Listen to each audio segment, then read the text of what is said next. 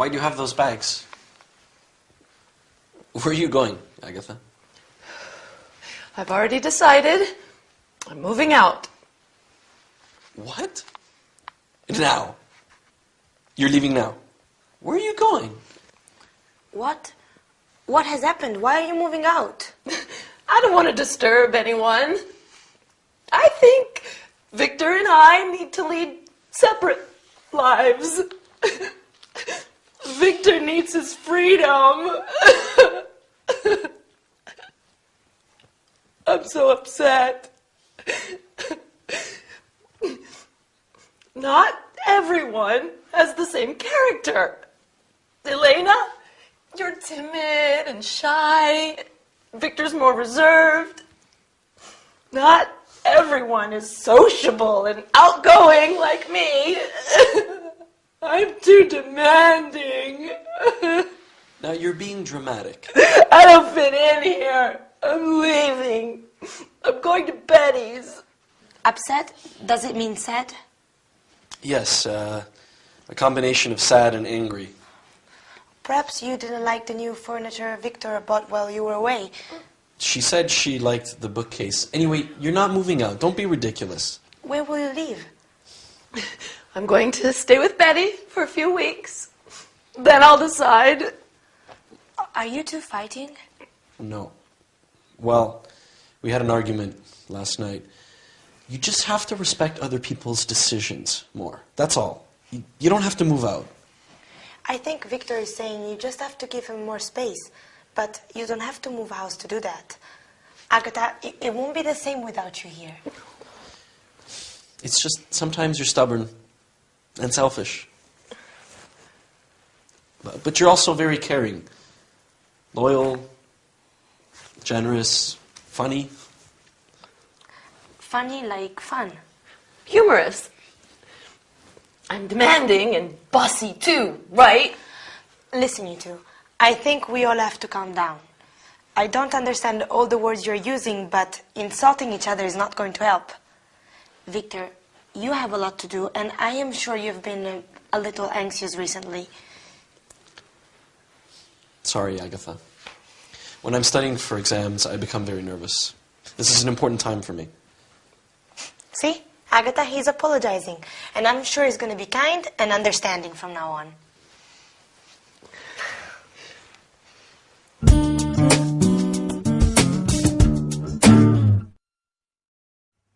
Hello everyone, welcome to your English lesson with me, your charming, kind and modest Gabrielle.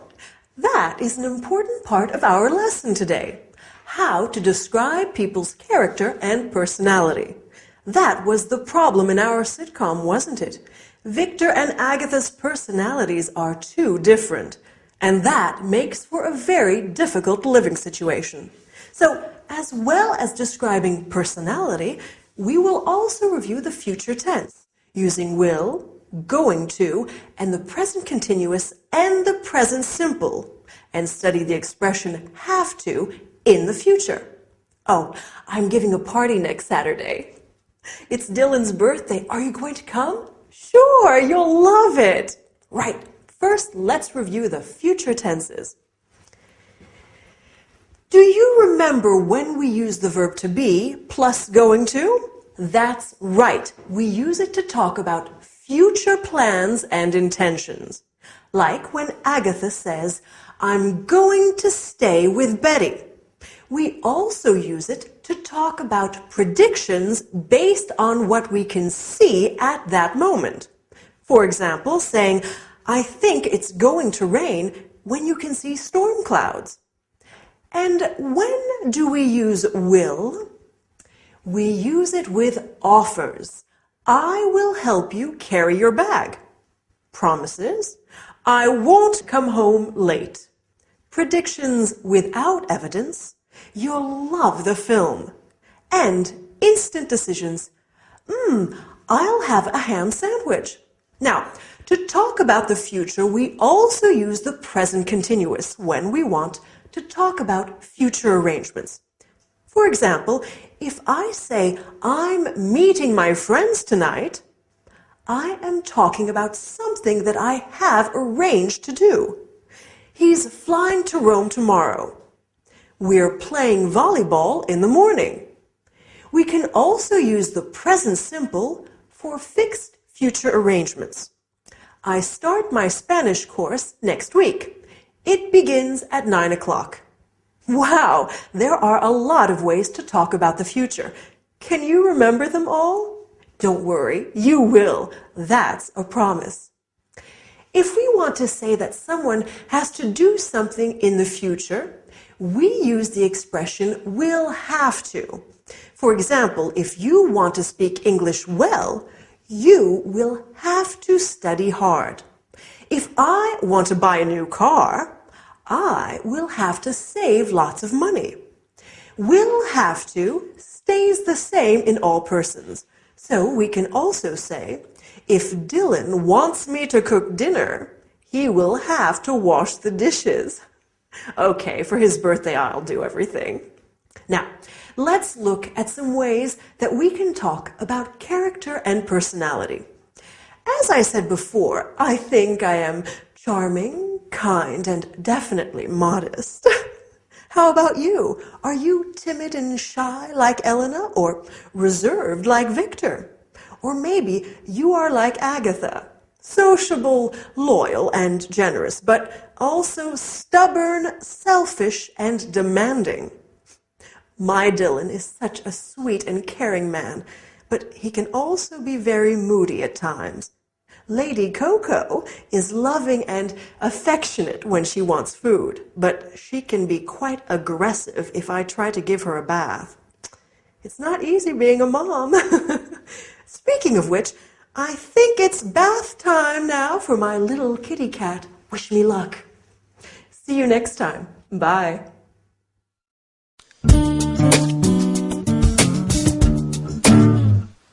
Did you get caught in the rain? Is it still raining? Well, I wasn't swimming in the Thames. The rain started while I was riding back from class. It's still raining now. Oh, this weather's terrible. Come and get warm.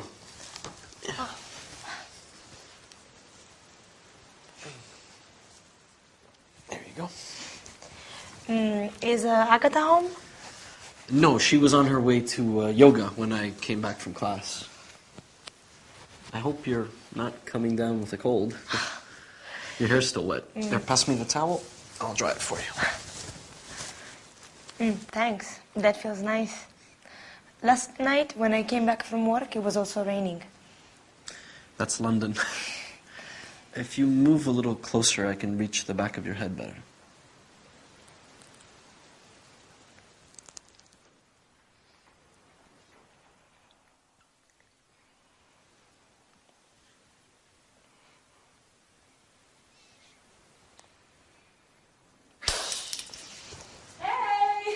It's just me. Are you okay? All's well. It's just the vase near the door, that's all. Oh. I have to make a phone call.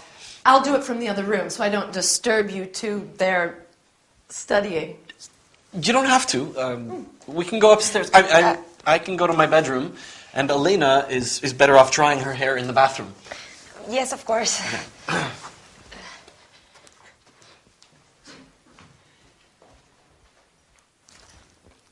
Oh, I have to tell Betty.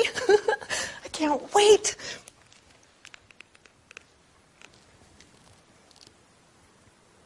Good morning. May I speak to Betty Summers, please? Betty, you'll never guess. Betty? Oops. Sorry, wrong Betty. Could you put me through to Betty Summers, please? She works in the accounts department on the second floor, extension 566. Yes, I'll hold. Thanks. Betty, you'll never guess what my little brother was doing when I came home. He was sitting on the sofa kissing Elena. No, they were definitely kissing. It wasn't just a quick kiss. They were kissing when I arrived home.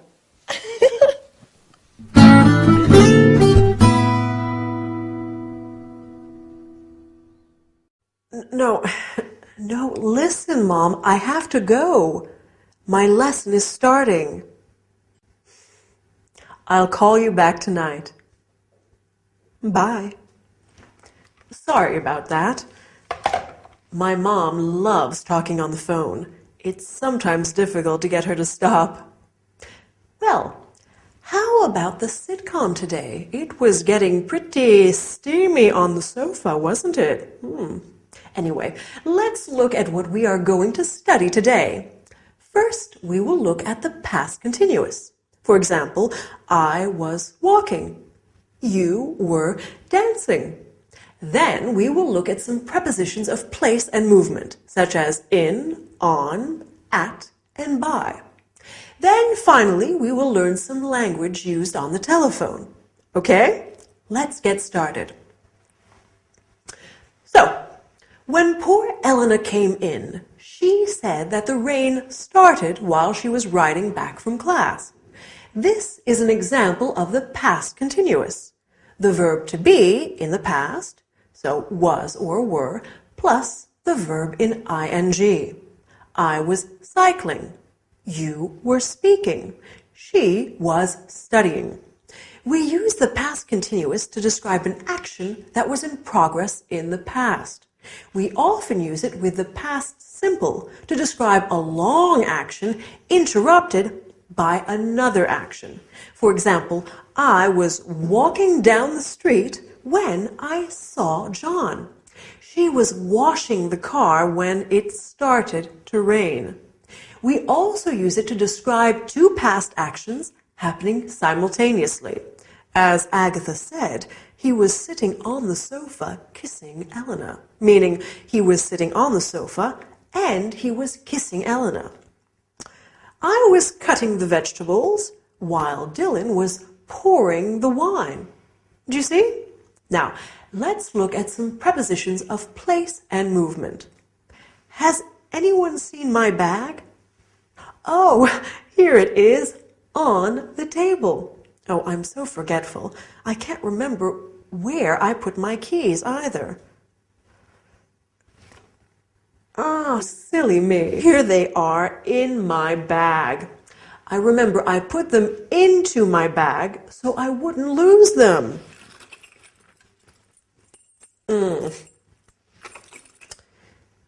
And my glasses? Where are they? Ah, they are in here too. I think I'll take them out of the bag so they don't get broken. Maybe I'll put them onto my head. For safekeeping. That's better. Now, after the lesson, I'm meeting my friend Jade for coffee. I'm meeting her at the flower shop on the high street by the park. I hope I remember. You know what I'm like. Okay, finally, I want us to study some telephone language. Do you remember what Agatha said on the phone? She said, "May I speak to Betty Johnson, please?" This is how we ask for someone on the phone. Then she said, "Could you put me through to?" This is what we say when we are talking to a secretary or receptionist of a business and want to talk to someone specific. Please hold on. To be on hold means to wait to be connected to someone. You often hear some really dreadful music while on hold. We also have some important phrasal verbs in the English telephone language. To pick up is to answer the phone, and to hang up is to end the call. Okay? So now you know how to have a phone conversation in English. Good work. Well, that's all for today. See you next time, or maybe give me a call. Do you want green tea or black, Agatha? Oh, green, please. It's supposed to be very good for you. You've never had green tea before, Agatha. You said it tastes bitter. Are you starting a new diet? No, I just think I need to be a little healthier. When I was a young girl, I loved watching Mother make afternoon tea. her grandmother taught her how to make a proper pot of tea. When we were children, Agatha and Betty would help Mum make her special jam drop biscuits. Oh, what are jam drop biscuits? They're biscuits, which you push your thumb into to leave a little hole to put the delicious homemade strawberry jam into. Dad and I love them. Our cousins always had apple cakes with their tea, but jam drops were our favorite. Although Aunt Mary has always made marvelous jams. This tea is good. Mom sent it from Manchester. That's where our grandmother's from. She goes often to visit relatives and old school friends. Oh, where are you two from originally? Well, Mom's family is from Manchester, and Dad's from the U.S. We spent our school years living with our dad's family in Arizona until he was transferred here with work. Then we lived in a flat in Flagstaff, and we used to visit our grandmother. Oh. On the farm, in the country. Okay, guys, I have something to tell you. I've just been to the doctor's and... Oh, is everything okay? You have been ill a lot recently. Have you taken those vitamin pills I left on the table? Victor, I'm pregnant. How long have you known? Have you told Harold? I've just spoken to him, although he's suspected for weeks. His transfer has just come through, and he's coming back to London for good. That's fantastic news. I wonder who that is. I'll go.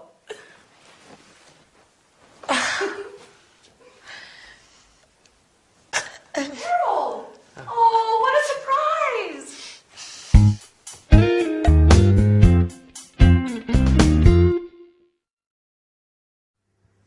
Hi there! Big news for our friends in the sitcom today. No wonder Agatha is being so careful with her diet lately. And that's great news about Harold coming back, isn't it? Anyway, on with today's lesson. We're going to study the present perfect. For example, I have lived here for 2 years. Then we are going to look at questions and expressions with the word like. I like tea. I would like some carrot cake. Do you remember what Lady Coco is like? Here she is. I'm sure you like her. Finally, we will look at how to describe your childhood. I'm curious. Are you ready? Let's get started.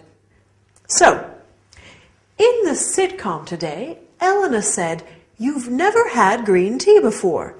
This is an example of the present perfect. We make the present perfect with the verb have plus the past participle of the verb. I have seen this film twice.